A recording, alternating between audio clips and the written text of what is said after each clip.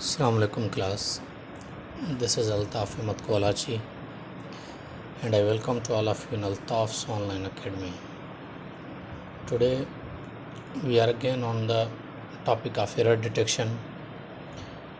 As for many times I have repeated this thing that error detection has many types of sentences and error detections have many types of sentence structures which can be given you in the form of error detection. So by the time we will keep on doing work on this topic as well. अच्छा, आज हम दोबारा जो है वो error detection पर थोड़ा काम करेंगे और जैसे कि अभी हमारा रिमूव टू का टॉपिक तकरीबन ख़त्म हो गया, एक तो लेक्चर हैं उसके, तो आज बीच में मैं एरर डिटेक्शन कर रहा हूँ, फिर रिमूव टू का टॉपिक ख़त्म होगा, एक दो लेक्चर उसके होके फिर हम जो है न्यू टॉपिक की तरफ जाएंगे इंशाल्लाह। तो आज एरर डिटेक्शन की तरफ जो हम सेंटेंस स्ट्रक्चर पढ़ेंगे वो हैं दो टाइप्स के, ठीक। अब पहला जो है उसमें है कि then is always followed by bare infinitive. अब पहले तो आप ये समझ लें कि इन्फिनेटिव होता क्या है, व्हाट इज़ इन्फिनेटिव। अब इन्फिनेटिव की माना क्या होती है। इन्फिनेटिव कहते हैं वो वर्ब जो टू से स्टार्ट हो, जैसे कहते हैं टू गो, टू कम, ठीक है। वर्ब की यानी पहली फॉर्म जो टू से स्टार्ट हो, जैसे कहते हैं टू गो, टू कम, इसको कहते हैं इन्फिनेटिव। अब यहाँ पर कहा कुछ और जा रहा है कि देन, THAN वाला देन जब भी इस्तेमाल किया जाएगा तो वो हमेशा बेयर इन्फिनेटिव की जो है ना वो इस्तेमाल किया जाएगा। बेयर इन्फिनेटिव का मतलब होता है कि बग़ैर टू के, यानी जब भी देन इस्तेमाल होगा देन के बाद जो है हम टू नहीं इस्तेमाल करेंगे। अगर दोबारा वर्ब इस्तेमाल होना है तो वर्ब की फ़र्स्ट फॉर्म इस्तेमाल होगी लेकिन विदाउट टू के बगैर। बेयर इन्फिनेटिव का मतलब ये होता है। अब इसका मिसाल आप यूँ ले लें, I had better leave than to stay. अब यहाँ पर ये आपको एरर डिटेक्शन में दिया जा रहा है और यहाँ पर आपको कहा जा रहा है कि इसमें आप एरर को फाइंड करें कि यहाँ पर एरर है कौन सी। अब यहाँ पर आप देख सकते हैं, यहाँ पर जो पहला तो लिखा हुआ है देन, ठीक, यहाँ पर आप देख सकते हैं देन, ये जो ऊपर कहा गया है, यानी then is always followed by bare infinitive. जैसे मैंने आपको बताया इन्फिनेटिव होता है टू के बाद वर्ब की फर्स्ट फॉर्म को इन्फिनेटिव कहा जाता है। बेयर इन्फिनेटिव का मतलब होता है बग़ैर टू के जो वर्ब की फ़र्स्ट फॉर्म हो। तो यहाँ जैसे लिखा है देन टू से, तो जो टू है यहाँ पर टू नहीं इस्तेमाल होगा। बेयर इन्फिनेटिव का मतलब है वर्ब की फ़र्स्ट फॉर्म और वो जो है देन के बाद डायरेक्ट वर्ब की फ़र्स्ट फॉर्म यूज़ होगी टू के बगैर। तो यहाँ पर होगा I had better leave then stay, ठीक है। तो टू नहीं इस्तेमाल होगा यहाँ पर। अच्छा, उसके बाद इसका हम दूसरा जो है वो एग्जांपल लेते हैं, लेकिन इसमें एक और चीज़ भी नोट करने वाली है। वो क्या, वो सेंटेंसेस जिसमें लिखा हुआ हैड बेटर, जिसमें लिखा हुआ हैड बेटर, उसके बाद भी बेटर के बाद भी वर्ब की जो है वो फर्स्ट फॉर्म इस्तेमाल होती है। ये बात याद रख लें।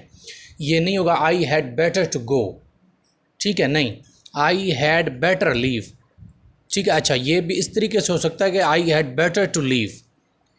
तो इस तरीके से अगर होगा तो यहाँ पर भी इन्फिनेटिव जो है वो बेयर इस्तेमाल होगा, टू के साथ इस्तेमाल नहीं होगा। वर्ब की यहाँ पर भी फर्स्ट फॉर्म है, इसके बाद जो सेकंड वर्ब आएगा देन के बाद वो भी बगैर टू के इस्तेमाल होगा, सिर्फ इस्तेमाल होगा I had better leave then stay, ठीक है। तो पहले वर्ब का भी ख्याल करना है, हैड बेटर के बाद वर्ब की फर्स्ट फॉर्म आएगी और यहाँ पर भी फर्स्ट फॉर्म आएगी, लेकिन इन्फिनेटिव इस वर्ब से पहले टू जो है वो नहीं इस्तेमाल होगा देन के बाद। अच्छा, इसका दूसरा मिसाल आप देखें, शी हैड बेटर एक्सेप्ट। अब यहाँ पर आप देख सकते हैं बेटर के बाद वर्ब की फर्स्ट फॉर्म है। ये नहीं है कि she had better to accept, नहीं, बेटर के बाद वर्ब की first form she had better accept, again फिर देन के बाद इन्होंने लिखा है टू रिजेक्ट। अब आपने ऊपर रूल पढ़ा है कि देन के बाद डायरेक्ट वर्ब की फर्स्ट फॉर्म इस्तेमाल होगी, लेकिन बेयर इन्फिनेटिव, बेयर का मतलब है विदाउट टू, यानी ये जो टू इस्तेमाल किया गया है यहाँ पर ये एरर है, टू नहीं इस्तेमाल होगा बल्कि यहाँ पर इस्तेमाल होगा she had better accept then reject. First form इस्तेमाल होगी लेकिन बगैर टू के इस्तेमाल होगी। ठीक हो गया। आज का पहला हमारा रूल था ये, इसको फॉलो करना है और ये एग्ज़ाम में अक्सर तौर पर देते हैं, ये चीज़ आप इस चीज़ को नोट कर लें। अच्छा, आज का दूसरा जो हमारा रूल है वो क्या है, the preposition used after two words, वो प्रीपोजिशन जो दो मुख्तलिफ वर्ड्स के बाद में यूज़ हों, must be made clear if these two words take same preposition or not. अब ये रूल भी बड़ा इंपॉर्टेंट है और ये प्रीपोजिशन से रिलेटेड है। प्रीपोजिशन तो आपको पता है तकरीबन हर टेस्ट में आते हैं और देते हैं, ठीक है। ये आप फ्राम द जो है lower category to higher category test आप ये चीज़ ऑब्ज़र्व कर सकते हैं, प्रीपोजिशन तो आती हैं। अब ये रूल क्या रहा है, ये रूल कह रहा है कि जब दो वर्ड एक सेंटेंस में दो वर्ड इस्तेमाल हों तो दोनों के बाद, फॉर एग्जांपल पहले के बाद उन्होंने प्रीपोजिशन लिखा ही नहीं है, दूसरे के बाद प्रीपोजिशन लिखा है, लेकिन अब दोनों वर्ड ऐसे हैं कि दोनों के साथ प्रीपोजिशन अलग-अलग लगता है, तो ये आपने क्लियर करना होगा किस वर्ब के साथ कौन सा प्रीपोजिशन लगता है। ये नहीं कि दोनों के साथ एक ही प्रीपोजिशन आप लगा देंगे, ऐसा नहीं होगा, ठीक है। तो इसलिए ये अब यहाँ पर आप इसका मिसाल लेंगे, यहाँ पर इसका मिसाल ये है कि यहाँ पर सेंटेंस है कि he is aware and prepare for his duties. अब यहाँ पर आप वर्ड देख सकते हैं, लिखा हुआ है प्रिपेयर फॉर। अब ये बात आपको पता है कि प्रिपेयर के साथ प्रीपोजिशन फॉर ही यूज़ होता है, प्रिपेयर फॉर द टेस्ट ऐसे कहते हैं ना हम। प्रिपेयर के साथ तो ठीक है फॉर, प्रिपेयर के साथ फॉर। अब यहाँ पर वर्ब जो हैं वो दो इस्तेमाल हुए, एक अवेयर एंड प्रिपेयर। अब प्रिपेयर के साथ तो वह फॉर ही लगता है, वो तो ठीक हो गया। अब अवेयर के साथ फॉर नहीं लगता, अवेयर के साथ क्या लगता है प्रीपोजिशन, ये चीज़ हम पहले पढ़ चुके हैं फिक्स्ड प्रीपोजिशन के टॉपिक में कि अवेयर के साथ कौन सा वर्ब लगता है, अवेयर के साथ लगता है ऑफ। तो अब ये ग्रामेटिकली सेंटेंस गलत होगा अगर हम प्रिपेयर के साथ फॉर लगा दें और अवेयर को जो है बगैर प्रीपोजिशन को हम छोड़ दें, गलत हो जाएगा ना, ठीक है। दो वर्ड हैं और एक वर्ड के पीछे हमने प्रीपोजिशन दिया है तो दूसरे के पीछे भी प्रीपोजिशन लाजमी लगेगा, बशर्ते के दोनों के लास्ट में प्रीपोजिशन डिफरेंट हो। मिसाल के तौर पर अगर अवेयर के बाद भी फॉर लगता तो हम दोनों के बाद एक ही प्रीपोजिशन दे सकते थे इन सम केसेस, लेकिन अगर अवेयर के बाद कुछ भी नहीं लगा हुआ और प्रिपेयर के बाद हमने प्रीपोजिशन लगाया है और अवेयर के बाद जो प्रीपोजिशन लगता है वो हम पढ़ चुके हैं कि वो डिफरेंट लगता है, तो फिर एक प्रीपोजिशन से काम नहीं चल सकता। जब वर्ब दो हैं प्रीपोजिशन भी दो यूज़ होंगे, ठीक हो गया। अब यहाँ पर होगा ही इज़ अवेयर, आप ये चीज़ पढ़ के आ गए हैं तो अवेयर के साथ जो प्रीपोजिशन इस्तेमाल होता है वो होता है ऑफ, अवेयर ऑफ। तो ये सेंटेंस इस तरीके से करेक्ट होगा, he is aware of and prepare for. दो वर्ब, दो वर्ड्स, दो प्रीपोजिशंस, तो एक होगा aware of and prepare for his duties, ठीक हो गया। अच्छा, अब ये चीज़ आप समझ लें कि जो है यहाँ